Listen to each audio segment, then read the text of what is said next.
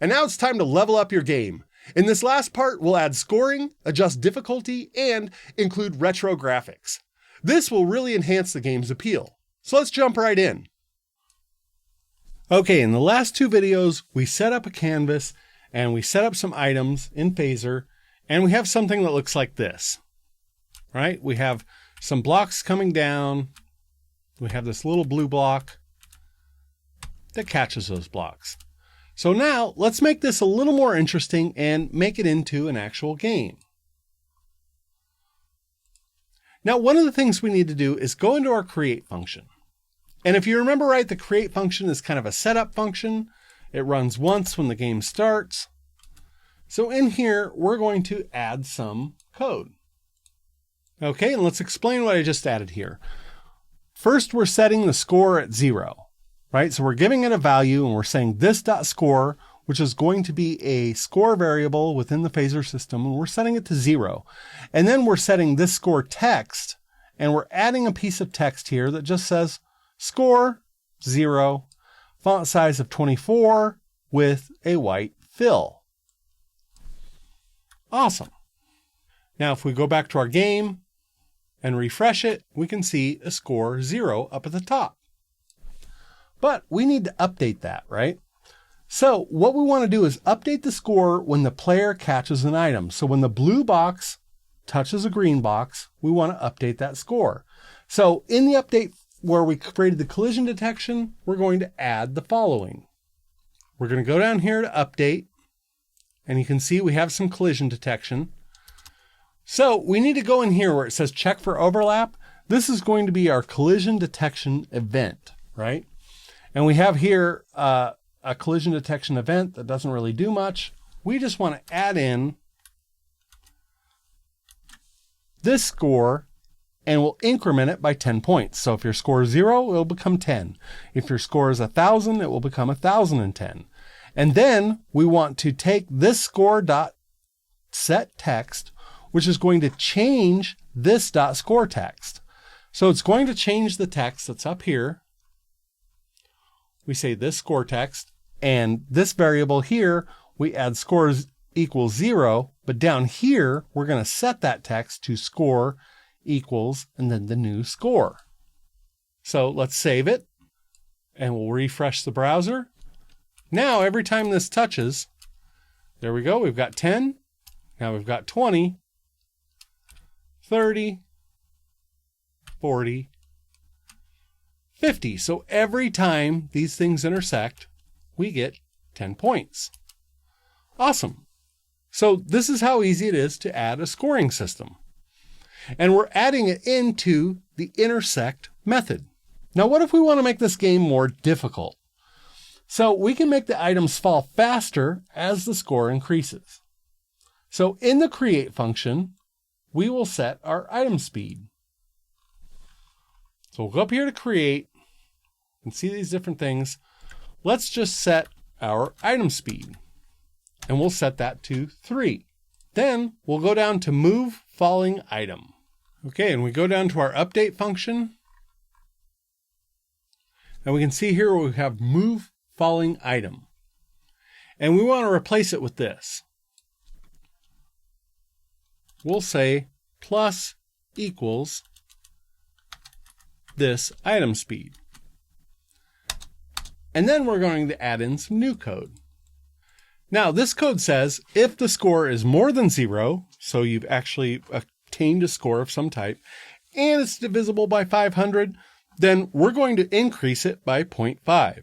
And it says here, going faster, speed is now X in the console. Now, every time you get 500 points, your speed increases. And it gets difficult really fast. So let's try that out. We'll refresh it, and we see this. We'll go 10, 20, 30, etc. Okay, we're getting close to 500 now. So as it hits 500, we should see it speed up. Oh, and it speeds up a lot. Ah. Now you can see we've increased the difficulty quite a bit. Awesome, right?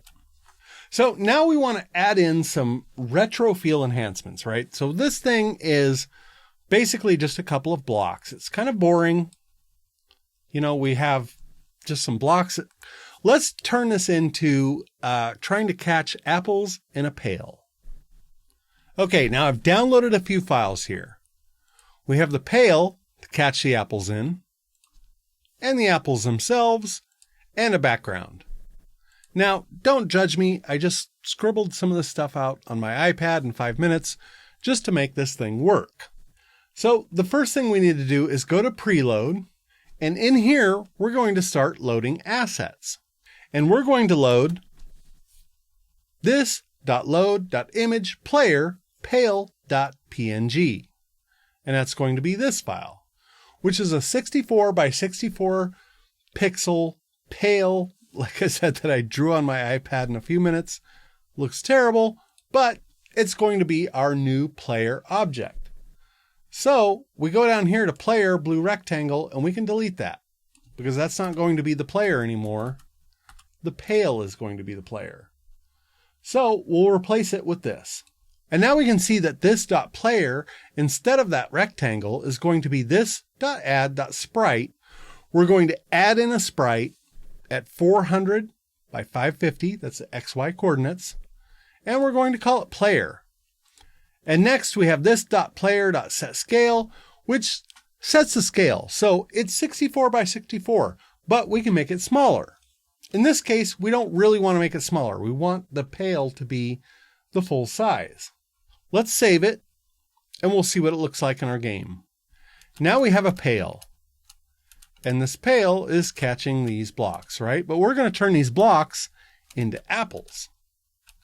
So let's go back to preload. And let's load in an apple.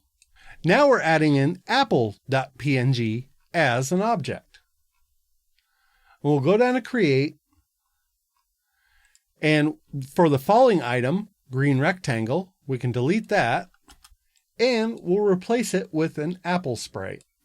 Now, a sprite is just a collection of pixels, right?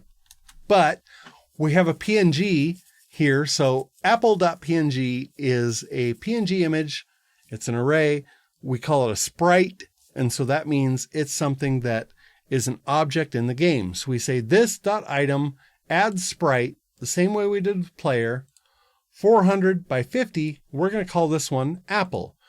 And we can set the scale here. Now the apple is right now set at 64 by 64. We can make this a little bit smaller. It's okay. And then we'll reload this. Now we have apples that are falling instead of just rectangles. Cool, right? And you can see it's still incrementing the score. We still have collision detection going. It's still detecting the collision. Cool. But right now we're just in a dark room collecting apples in a pail, right? So let's go ahead and create a background for this. Once again, we'll go into preload because this is a place that you put in PNG images or JPEGs or whatever to be loaded into the game later. We say this.load.image background JPG. We're going to load that background image. And then we go down to create. And we can do this right at the beginning so that it comes in before all the other sprites and say this.addImage at 400, 300 background. And this basically positions it at the center of the game, right? And we have here in the comments 800 divided by 2, 600 divided by 2. So we're basically taking this image and we're centering it in the middle of our game. And we'll save it. And let's see what it looks like. There, now we have a pretty cool background. Awesome. But I can't see the score. I mean, I can, but it isn't that great. So let's change the score. So all we need to do is go into this.score text. You see the color. Let's just add a bunch of zeros here and make it black. We'll save it. Refresh, and now we can see our score. So look, this is our game. We're just trying to catch apples in a pail. And we created this from basically nothing. So here's the next steps. We can add sound effects. We can experiment with game parameters like speed and item spawn rates, things like that. But we've got ourselves a basic working game here. And that's exactly what I wanted to accomplish. You did it! Your Catching Apples game is now complete with scoring, difficulty progression, and a retro vibe. But this is just the beginning. You can customize it, add sounds, or create your next big game. The source code for this game is available here. And you can play it on itch.io.